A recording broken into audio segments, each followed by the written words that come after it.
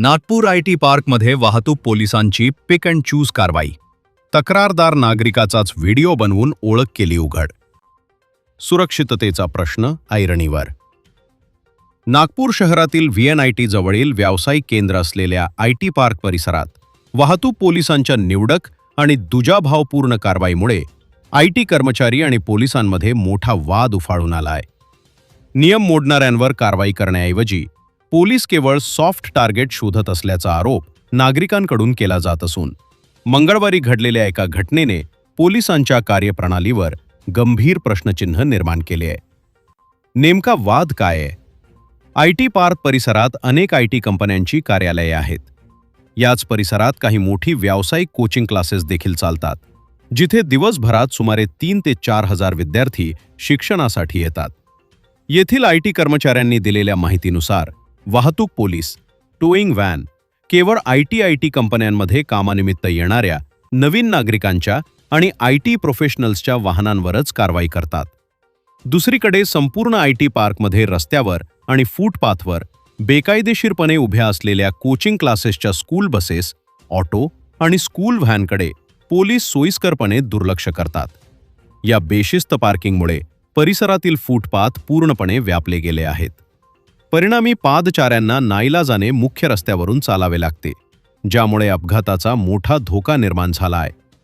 या दुजाभावाबद्दल जेव्हा पोलिसांना जाब विचारला जातो, तेव्हा आम्ही परिसरातील प्रत्येक वाहनावर कारवाई करू शकत नाही, असे उडवाउडवीचे उत्तर दिले जाते. 12 मे रोजी घडलेला खळबळजनक प्रकार. मंगळवारी 12 मे 2026 रोजी या वादाने एक वेगळेच वळण घेतले.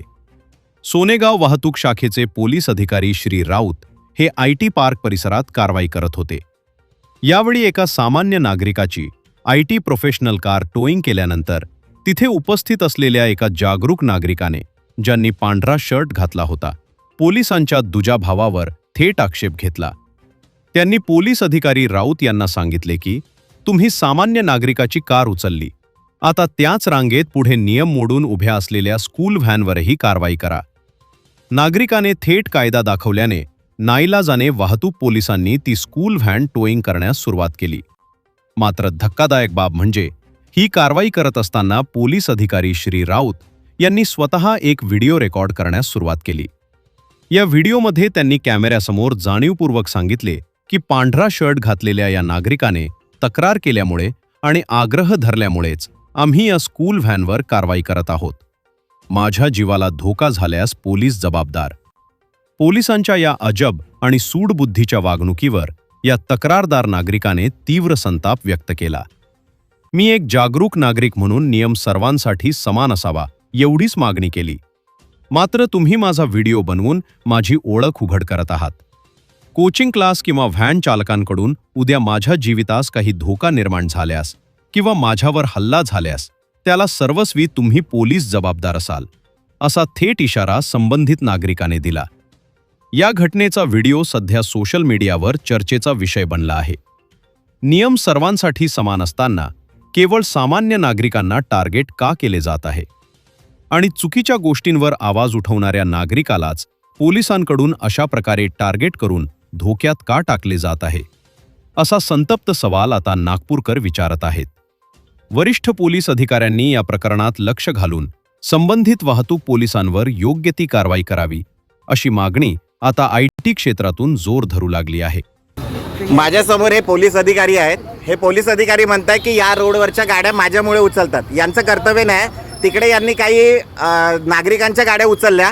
आता जेव्हा बस गाड्या उचलण्याच्या, बसवाल्या लोकांची गाडी उचलण्याची जेव्हा वेळ आली, तेव्हा हे त्या बसवाल्यांना सांगून राहिले की माझ्यामुळे गाड्या उचलून राहिले. यांचं कर्तव्य नाही आहे इकडच्या गाड्या ज्या नॉन पार्किंगमध्ये उभ्या असतात त्या पार्किंग गाड्या उचलण्याचं. आता इकडे यांनी माझा एक व्हिडिओ बनवला. कदाचित ते व्हिडिओ हे बसवाल्यांना पाठवतील, म्हणजे माझा चेहरा दिसला पाहिजे. कदाचित माझ्या विरुद्ध वॉर्निंग निघेल, कदाचित माझा खून होऊ शकेल. माझा जर उद्या खून झाला त्याला जिम्मेदार हे लोक राहतील. हे जे अधिकारी आहेत यांचं नाव मला दिसत नाही, कारण जी बॅग जी आहे ती त्या याच्यामुळे झाकल्या गेली आहे. जर माझ्या जीवाला काय झालं त्याला जिम्मेदार हे लोक राहतील आणि हे पोलीस राहतील. हा यांचा आत्ता गाडी उचलली आहे, हा त्यांचा क्रमांक आहे. सामान्य माणूस जर गाडी उभं ठेवत असेल तर त्या सामान्य माणसाने गाडी पटापट चालन होऊन जाते, त्यांना फोन जातो. इथे जसं म्हटलं हे बागे स्कूल एक मोठी बस उभी आहे, या बसला यांनी अजूनपर्यंत चालन केलं नाही.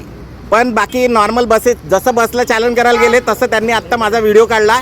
आता हा व्हिडिओ जे आहे कदाचित ते बसवाल्यांना पाठवतील. उद्या जर माझ्या जीवाला काही झालं तर त्याला जिम्मेदार हे सर्वस्वी पोलीस अधिकारी असतील.